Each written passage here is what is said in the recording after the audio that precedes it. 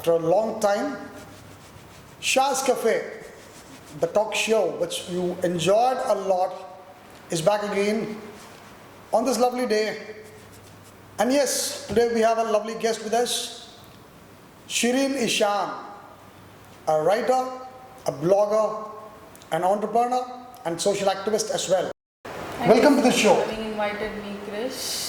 Feel honored. This is actually my first live ever, so probably that will be memorable.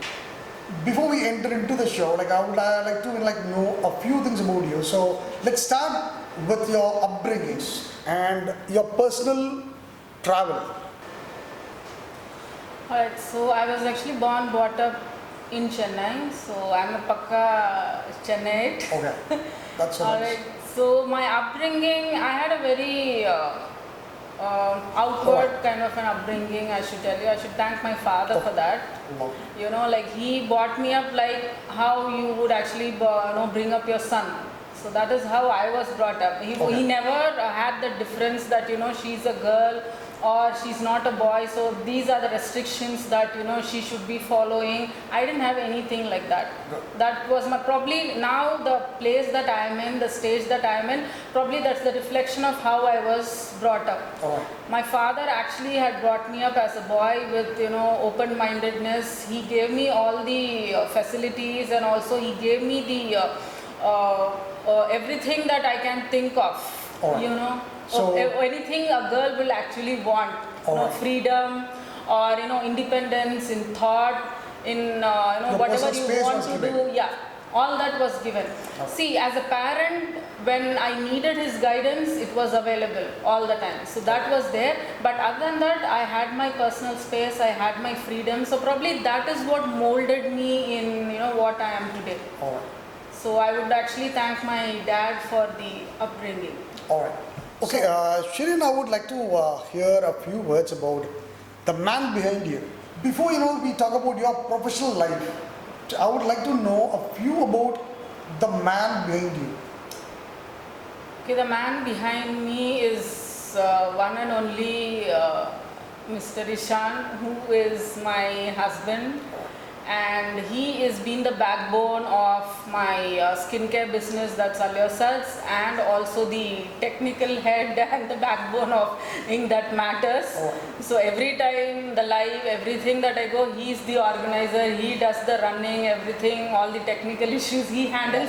I only do the makeup, sit, talk to people. Lovely. He does everything else. And he actually motivates me, call these people on your show, you do this, you can do this. Actually, he motivated me to write the book also. Great. I have a flair for the language, but that doesn't mean anybody who has a flair for the language, they'll write a book. Definitely. You need that kind of a push. So he pushes me, he actually identifies the qualities in me which even I fail to identify. So that I think is the best aspect in him. He identifies, okay, you have this kind of a quality, why don't you use it, why don't you do it, this has to come out, and things like that. And there's a lot more that he's done to me. We actually had a love marriage, so he has the same kind of probably a thought process, so I should actually thank my stars for that. So you're so much blessed, you said. Yeah, I am actually so much blessed. It's actually told, there's behind every successful man, there is a woman. Oh, yes. So behind probably every success that I take up or every success that comes my way, it is him and only him. Great. Because this time, there's nobody who believes in me. Not even my own family, my sisters or anybody for that matter. There's nobody who actually believed in me when I wanted to become an entrepreneur. When I wanted to start Allure Suds, when I wanted to start In That Matters, there was nobody who backed me up. It's not about monetary, benefits or monetary or financial aspect that I'm talking about. Even the emotional support. Even that was not available. That is actually more important. That will actually motivate you. See, financial aspect anybody can give you in life. Sure. You ask for investors, anybody who has that business-minded motive, they would come and definitely invest in your business. But that emotional aspect, that push, That is very, very important, which I think I got it from my husband, and he is actually still motivating me. You know, Great. he wants me to go places. All right. He actually motivated me to come to this show. Wow. When you actually asked me that I can do it online, All right. he said, "Why do you want to do it online? You have never done it, you know, Right. live in the studio. So go get that kind of an experience. Great. You've never done that." So along with the that. audience and me, like with my in favor of my team, like I thank him now. I hope like he will be watching. So thank you, sir, for sending your wife here, and it will be great motivating for so much of women over there, and of course for so many husbands as well. Yes. So you'll be motivating. Can you like a little brief about your brand, your products, and also like I would like to know, are your products affordable to every category of the people? And which particular category of people are you targeting as your clients?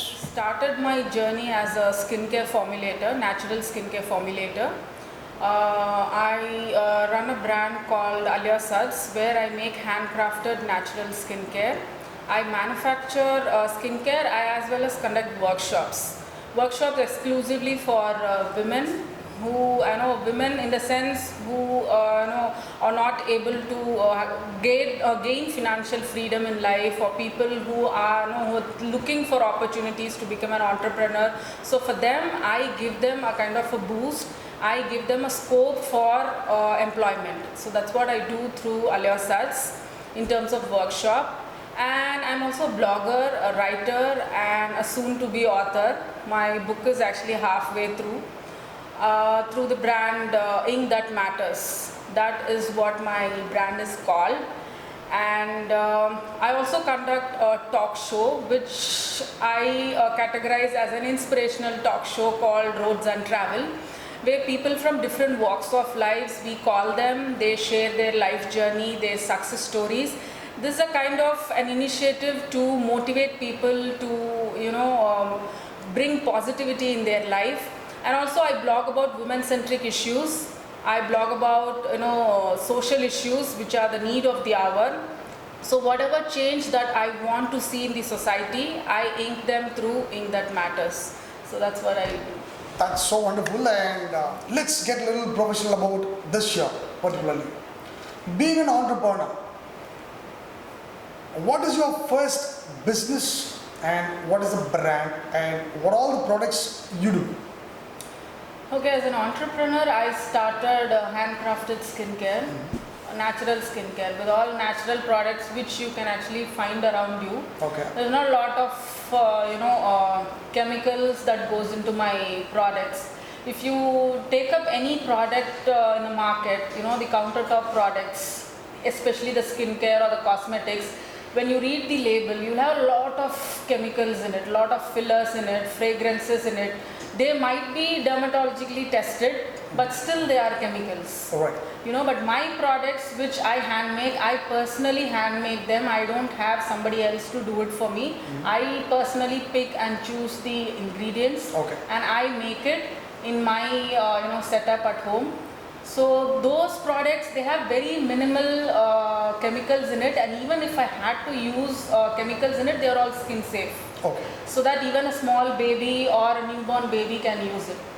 Right. I actually wanted to give something to my family for that, because a few years back there was a baby care brand which was actually under the scrutiny of using harmful cancer causing ingredients. Right.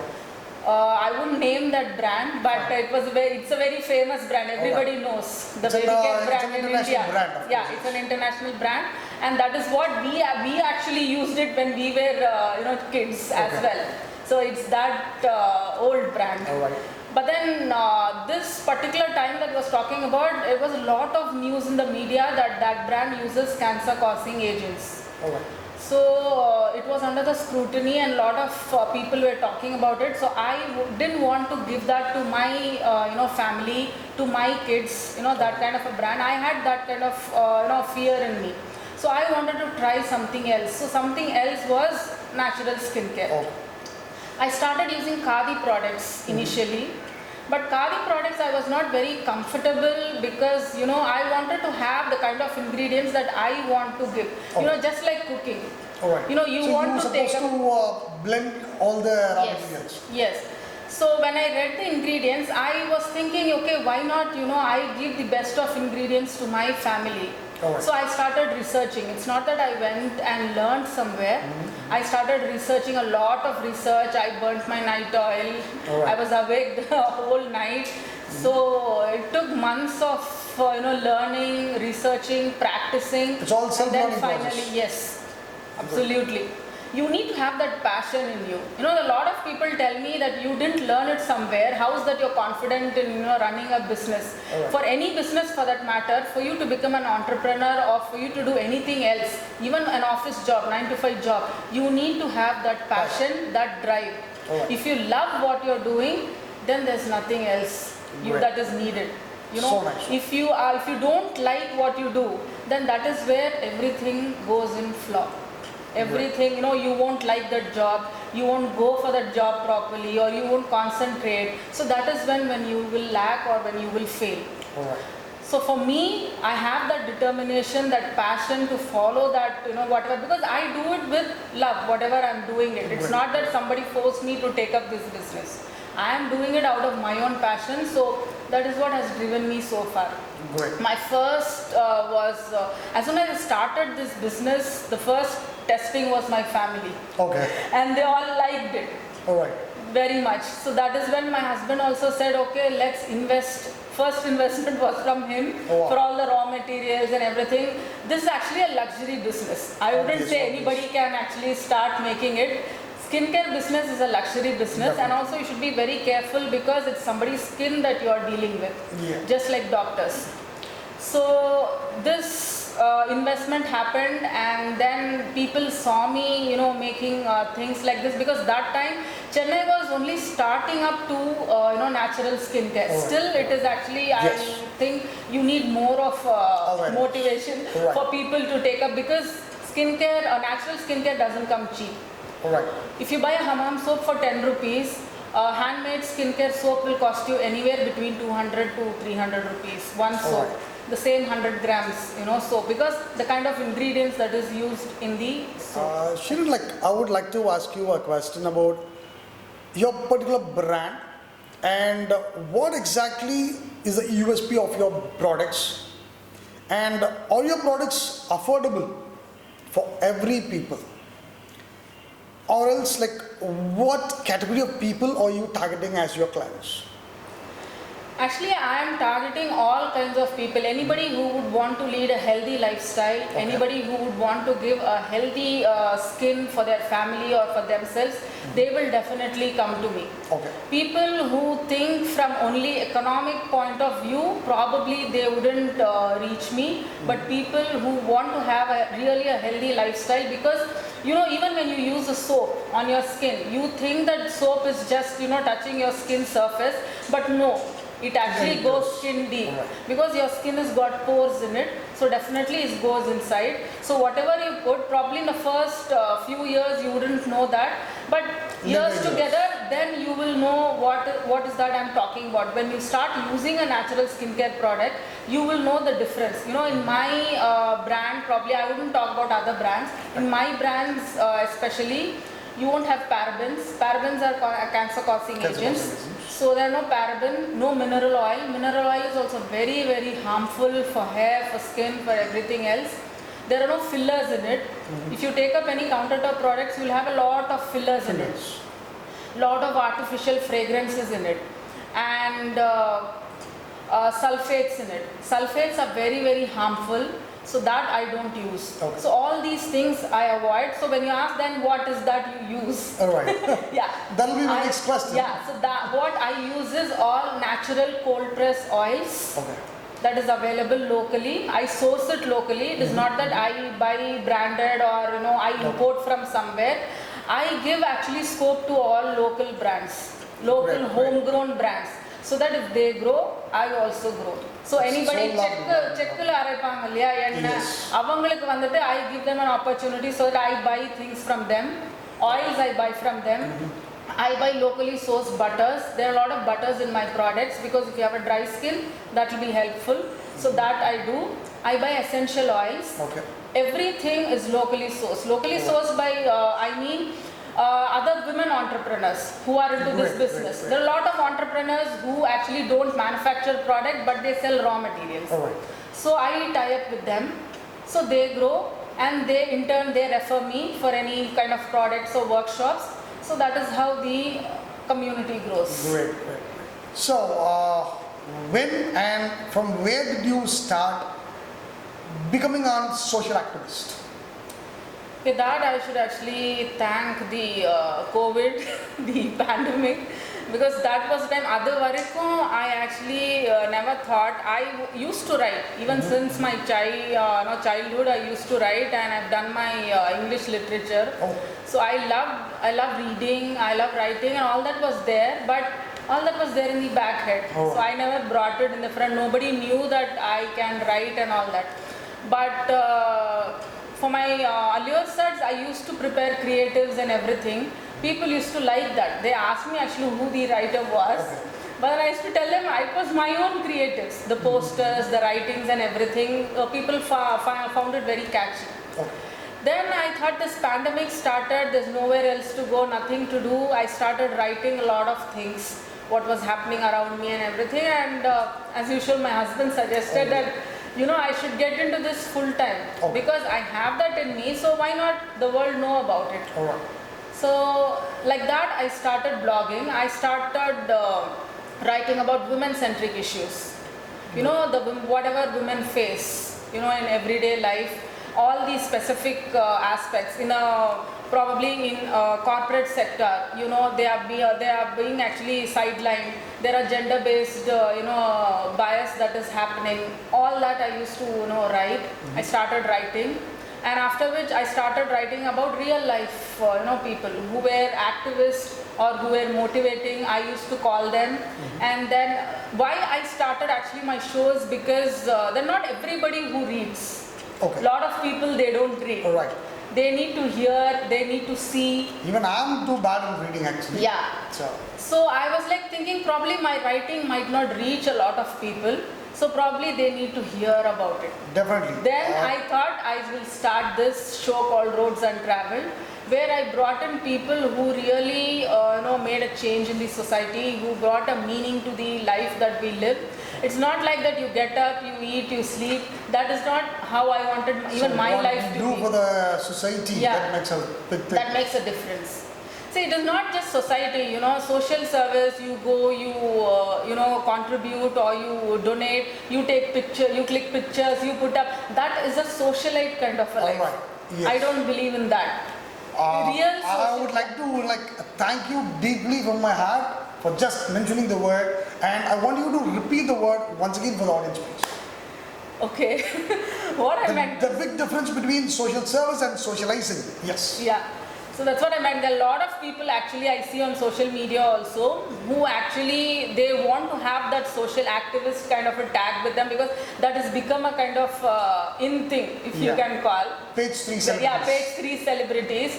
They probably donate some money which their husband has hard-earned money, and probably they clicked a few pictures with a few old age homes Yeah. or with the underprivileged kids and everything. They need that pictures. So Yes. and they call themselves social activists. Right. That is not what I call actual social activism. For me, getting down to the grassroots level and working with the kids, or probably adopt a village, or go feed them. There are a lot of people who don't have people to talk to. A lot of old age homes, probably visit those people. Yep. So I identify those kind of people and I bring them to the show. That is where I actually started thinking from a social activist point of view. Great. So now I have actually been associated with a lot of, what you can call associations. Recently also I associated myself with an organization where they actually provide education for underprivileged children. So I've made a contribution also, Alright. and I've associated myself with them, and I feel very honored to do that. Great. So I'm planning to do more of that in the coming Wonderful. time. That's so wonderful. So, I'm actually planning to do a lot for the transgenders, especially because there have been two transgender women who have actually come to my show. They have spoken to me. They have told me, how they want to be treated and how, they're deprived of all the, necessities or even the basic respect that, Yes. the society is not giving it to them. They actually, there was a guest in my show recently. She's a transgender woman. She calls herself a proud transgender woman. all right, right. So she actually told me that respect is what is actually required. You don't have to give us any money or you don't have to give us anything else. There's no Just more give us that support, right? respect and we will actually, without going for any kind of deviating their paths, they will actually do what is actually required by the society. They can be doctors, they can be engineers, they can be lawyers, they can shine themselves if that Exactly, respect exactly. is given. And that respect has to start from their own home.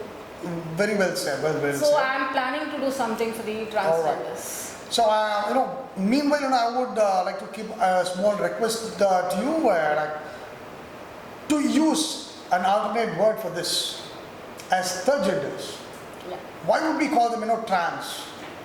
Let them be the third. Yeah. They So actually, the this in fact, government be a already little has extra accepted respect to them them. to be a third gender. There is a Yes. category in all the forms Exactly. to be filled up. Yes. So when we call them trans, it makes something, to prick. Yeah. So let's call them, the third. Sure. So it'll be an additional I'll respect be to them. honored to do that. Yes. So, being a successful entrepreneur, or being an author, being a blogger, and a successful entrepreneur. So, what would you like to tell the women over there who watch the show? And like, what will be your advices to them? What will be the tips you will prefer to give to them to become a successful entrepreneur like you, who love to be an entrepreneur? So, Okay, being an entrepreneur itself is a very risky process. It's a very, very risky journey.